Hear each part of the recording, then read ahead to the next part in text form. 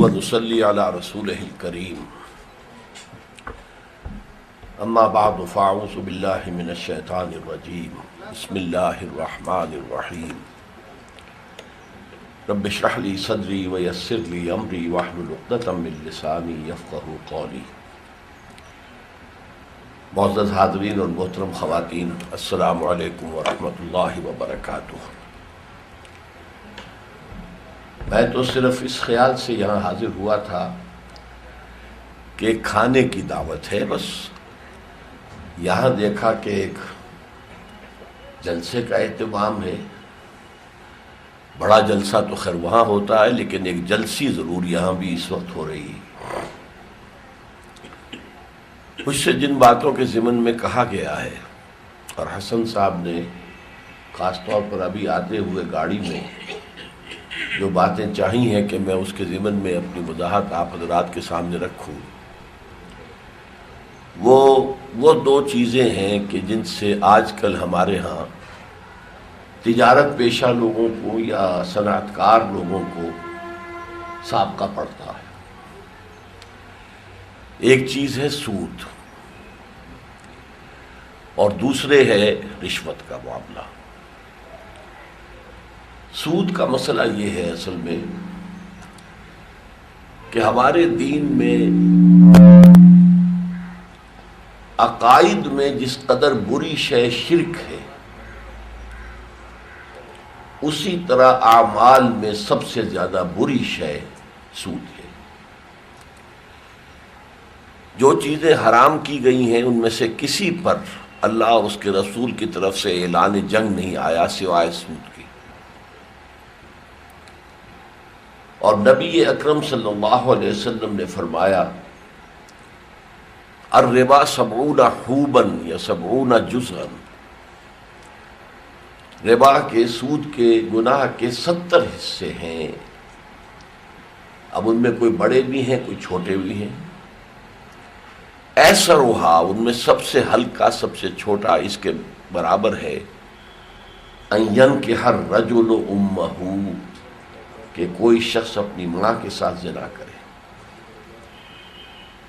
تو قرآن مجید کے حوالے سے اور اس ایک حدیث کے حوالے سے میں سمجھتا ہوں کہ اس کی جو شناعت ہے وہ تو ہمارے سامنے آ گئی۔ دوسری طرف اس وقت صورتحال جس کا ہمیں سامنا ہے وہ یہ ہے کہ پوری دنیا میں جو معاشی نظام ہے وہ سود کے گرد گھومتا ہے۔ سود جو ہے ہمارے معاشی نظام میں تانے بانے کی طرح ہے۔ اس سے 100% بچنا کسی کے لیے ممکن ہی نہیں۔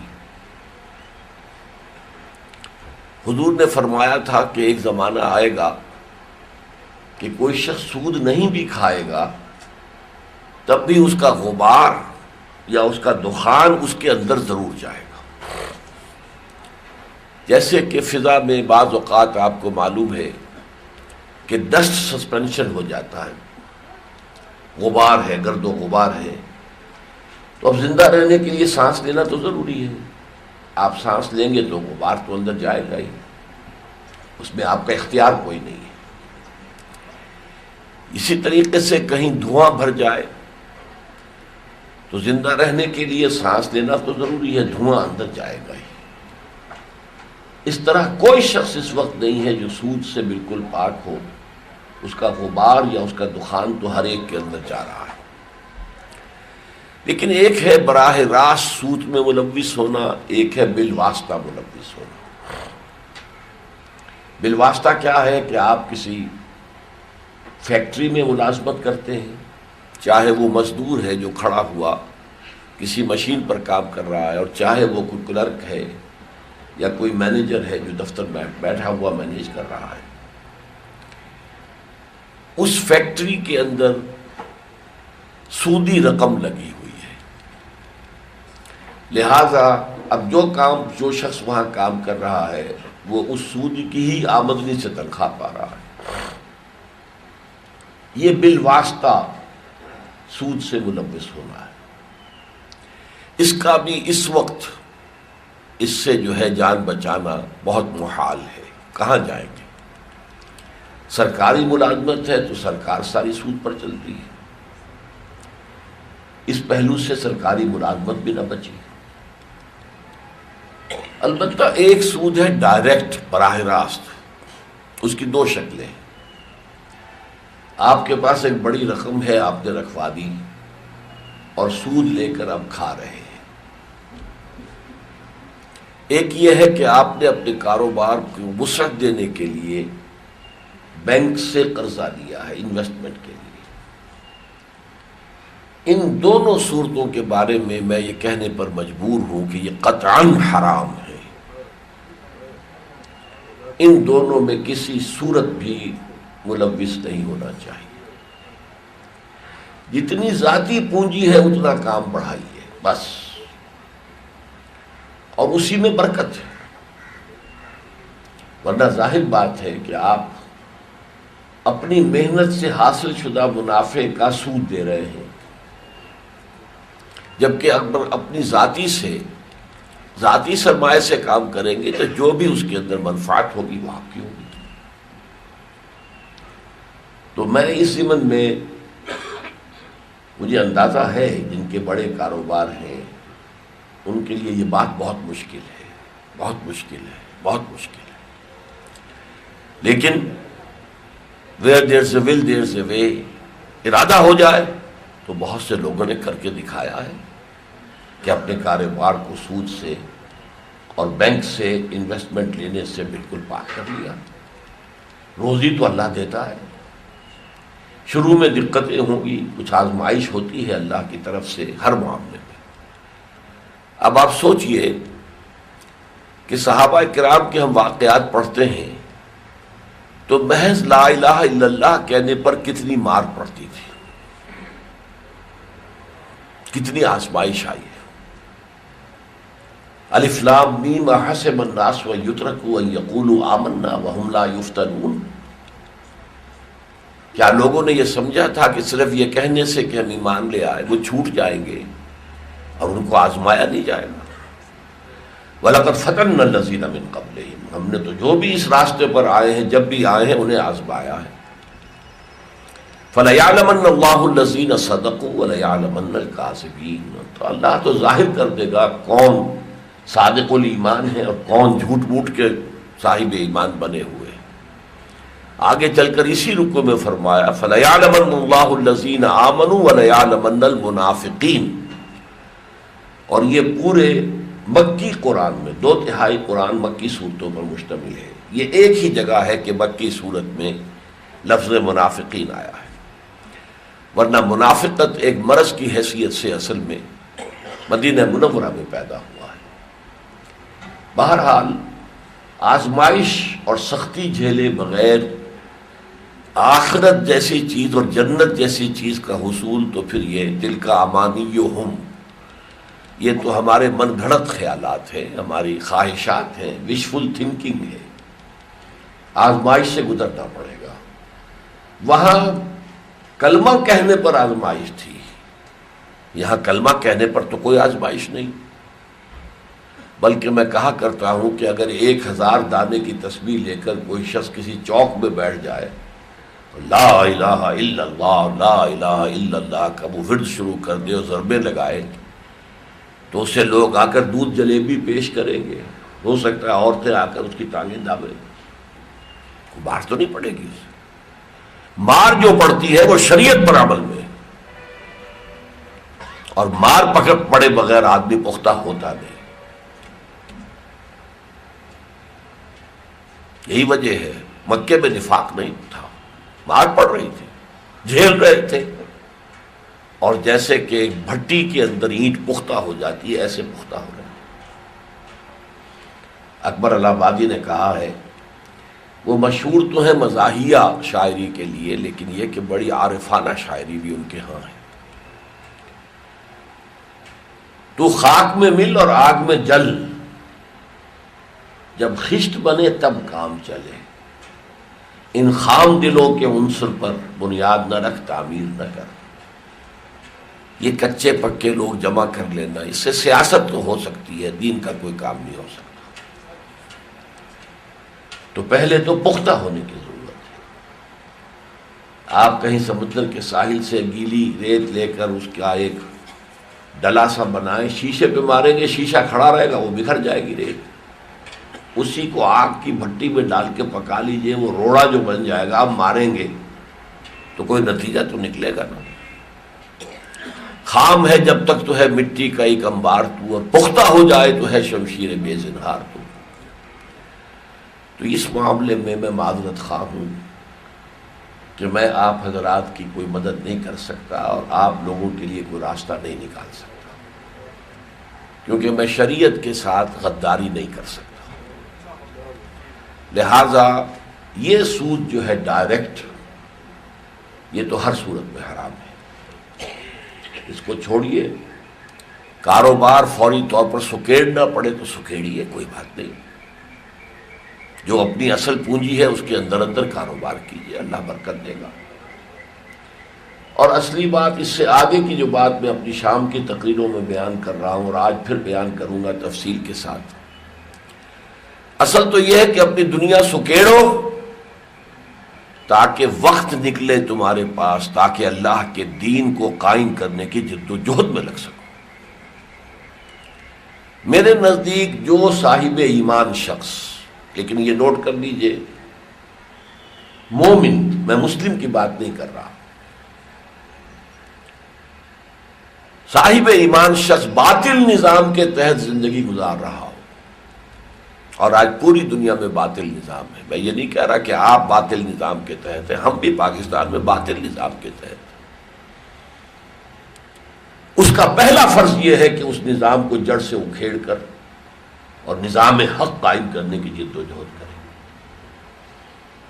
حضور اور صحابہ نے یہ جد و جہد کی تھی، ماریں کھائی تھی، بھوکیں برداشت کی تھیں، فاقے برداشت کیے تھے، 3 سال کی شیب بنی ہاشم کی نظر بندی برداشت کی تھی، یہ سب کچھ کیا تھا، جانیں دی تھی، سینکڑوں کی تعداد میں صحابہ کرام شہید ہوئے ہیں، تب جا کر وہ دین قائم ہوا ہے۔ دین کی صرف تبلیغ اور تعلیم یہ ٹھنڈا ٹھنڈا کام ہے، اس کو آپ آرام سے کر سکتے ہیں، لیکن یہ ہے کہ دین کو قائم کرنے کی جد و جہد، یہ بڑی جان گسل، بڑی شدید آزمائش والا معاملہ ہے۔ تو اصل تو مقام وہاں جانا ہے، دنیا پھیلانے کی بجائے دنیا سکیڑو تاکہ اپنے آپ کو نکال سکو۔ ہم جو بیڑیوں میں پھنسے ہوئے ہیں، صبح و شام ایک ہی فکر ہے، رات کو بھی اسی کی پلاننگ ہو رہی ہے، کوئی پرابلم ہے وہ سر پر سوار ہے، کارخانے کی فلاں مشین خراب ہو گئی ہے، اب کھڑے ہوئے سر پر ٹھیک کروا رہے ہیں، یہ سارا پھر دین کے لیے وقت کہاں سے آئے گا؟ دن تو وہی 24 گھنٹے کا ہے، اس سے آگے تو دن رات کی جو ہے مقدار بڑھے گی نہیں۔ بہرحال ایک تو ہے وہ عزیمت کا راستہ، اس میں تو ظاہر بات ہے کہ 40,000 درہم کا سرمایہ تھا ابو بکر رضی اللہ تعالیٰ عنہ کا جب اسلام لائے ہیں، اور کچھ نہیں رہا تھا جب ہجرت کی ہے، جو کچھ تھا وہ بھی پونجی اپنے ایک کپڑے میں باندھ کے ساتھ لے گئے حضور کے ساتھ، وہاں کام آئے گا، حضور کے کام آئے گا۔ باپ ابو قحافہ نابینا تھے، انہیں معلوم ہوا ابو بکر چلا گیا، بیٹیوں سے پوچھا، اپنی پوتیوں سے، حضرت اسماء اور حضرت عائشہ رضی اللہ تعالیٰ عنہما، کہا ہاں دادا جان، ابا جان تو ہجرت کر کے چلے، کچھ چھوڑ کر بھی گیا ہے۔ تو انہوں نے کچھ روڑے، کچھ کنکر ایک رومال میں باندھ کر تو نابینا دادا کہا یہ دولت چھوڑ گئے۔ پھر آپ کو معلوم ہے دوسری مرتبہ غزوہ تبوک کے موقع پر گھر میں جھاڑو پھیر کر جو کچھ تھا حاضر کر دیا۔ تو میں یہ نہیں کہتا تجارت نہ کریں، صحابہ میں بھی دونوں طرح کے لوگ تھے، ایک تھے جنہیں ہم فقراء صحابہ کہتے ہیں، وہ کوئی کاروبار نہیں کرتے تھے، وہ گویا کہ ہمہ وقت کارکن تھے، اویلیبل 24 آورز موجود حاضر۔ ہمارا آج کا تصور یہ ہے جماعتوں میں کہ جسے ہم ہمہ وقت رکھیں اسی کو تنخواہ ہونی چاہیے، آخر اس کے بھی تو کچھ تقاضے ہیں، پیٹ بھرنے کے لیے کچھ تو سامان کرنا ہوگا۔ وہاں کوئی تنخواہ نہیں تھی، اصحاب صفہ بیٹھے ہیں، کوئی صدقہ آ گیا تو بٹ گیا، کھا لیا انہوں نے۔ حضرت ابو ہریرہ فرماتے ہیں کہ مجھ پر فاقوں کی وجہ سے غشی کا دورہ ہوتا تھا اور لوگ سمجھتے تھے کہ اسے مرگی کا دورہ پڑا ہے تو الٹی آ کے میرے گردن کے اوپر اپنے پاؤں رکھتے تھے۔ یہ تھے وہ صحابہ کرام جن کے طفیل آج ہم مسلمان ہیں، ان کی قربانیوں کا ثمرہ ہے یہ، حضور اور صحابہ کی محبت الرسول اللہ والذین معہ۔ ہاں ایسے بھی تھے جو کاروبار کرتے تھے، ابو بکر عمر رضی اللہ تعالی عنہ۔ حضرت عمر نے کیا بہتر انتظام کیا تھا، ایک سے اپنی شراکت کر لی اور کہا ایک دن تم دکان پر بیٹھنا، اگلے دن میں بیٹھوں گا۔ پہلے دن جب تم بیٹھو گے میں حضور کی صحبت میں رہوں گا دن بھر، اگلے دن میں بیٹھوں گا تم جانا اور صحبت نبوی سے فیضیاب ہونا۔ تو راستے نکل آتے ہیں۔ تو میں یہ کہہ رہا تھا عزیمت کا راستہ تو ہمیں بہت آگے پکار رہا ہے۔ ٹھنڈی راہیں تپتی راہیں مجھ کو پکارے اور دامن پکڑے چھاؤں گھنیری، لیکن یہ کہ اس سے کم تر جو لوگ ان میں سے وہ تھے جو کاروبار بھی کرتے تھے، پیسہ بھی ہوتا تھا۔ عثمان غنی تھے رضی اللہ تعالی عنہ، کتنا کچھ لا کر دیا ہے تبوک کے موقع پر۔ تو اس اعتبار سے تجارت کریں، ضرور کریں، صنعت میں حصہ لیں، ضرور لیں، لیکن سود جائز نہیں ہے، اس سے نکلنا لازم ہے جہاں تک میں سمجھا ہوں۔ البتہ جہاں تک رشوت کا معاملہ ہے یہ ذرا مختلف ہے، اس میں رعایتیں دی ہیں علماء نے۔ اگر آپ کا کوئی جائز کام رکا ہوا ہے اور کوئی اہلکار فائل دبائے بیٹھا ہوا ہے، بشرطے کہ آپ کا ناجائز کام نہ ہو، بشرطے کہ وہ ایسی شے نہ ہو کہ جس میں بہت سے لوگوں کا استحقاق بنتا ہے اور آپ رشوت دے کر اپنا معاملہ طے کر لیتے ہیں، جبکہ استحقاق تو سب کا تھا۔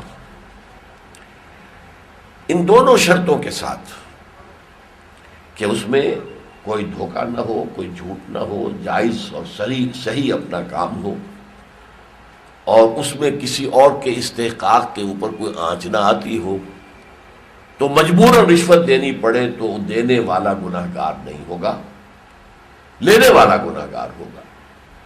یہ میں سمجھتا ہوں کہ بہت معقول معاملہ ہے۔ اس کو وہاں پنجابی میں کہتے ہیں چٹی، خام خواہ کو چٹی پڑ گئی۔ لیکن اس میں بھی ایک لوپ ہول ہے، جب آدمی دینا شروع کر دیتا ہے تو پھر غیر شعوری طور پر اس سے کچھ منفعت حاصل کرنا بھی شروع کر دیتا ہے۔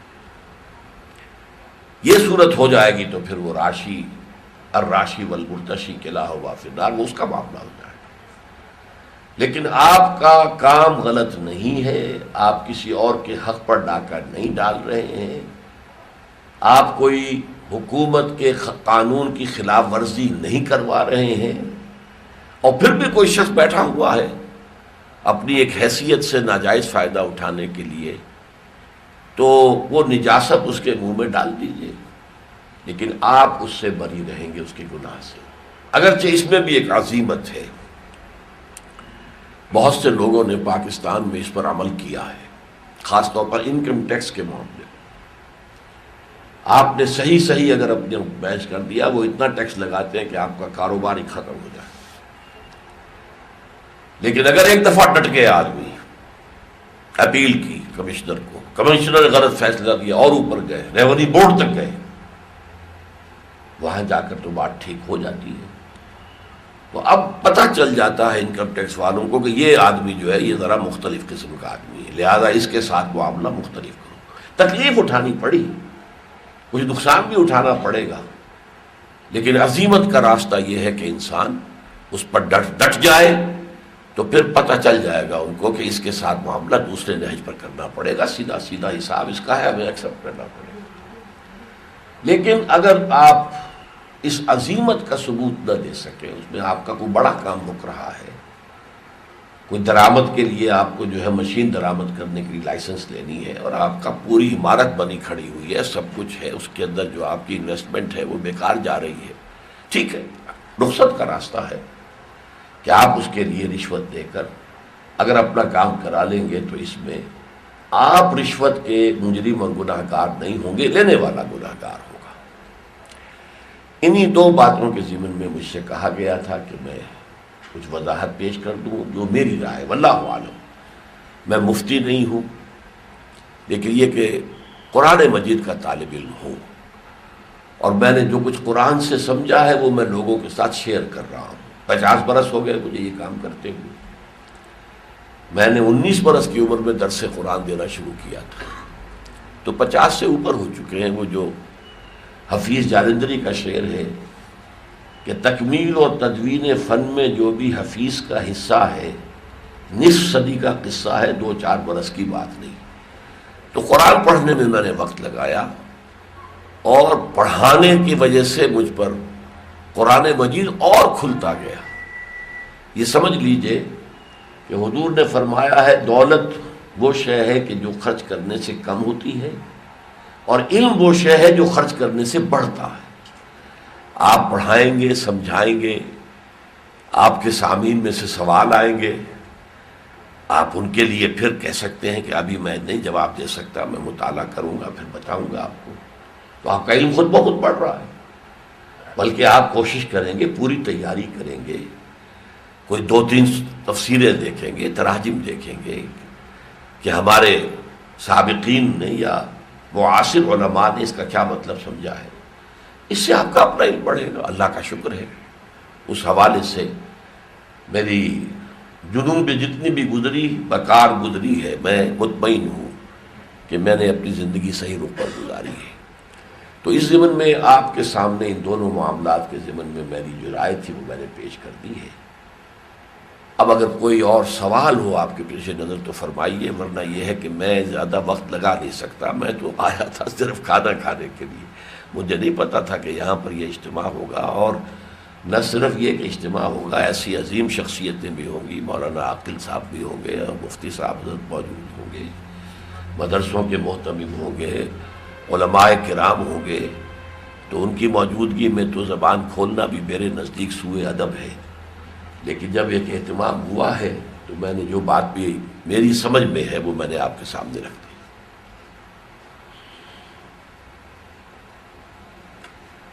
بس جی،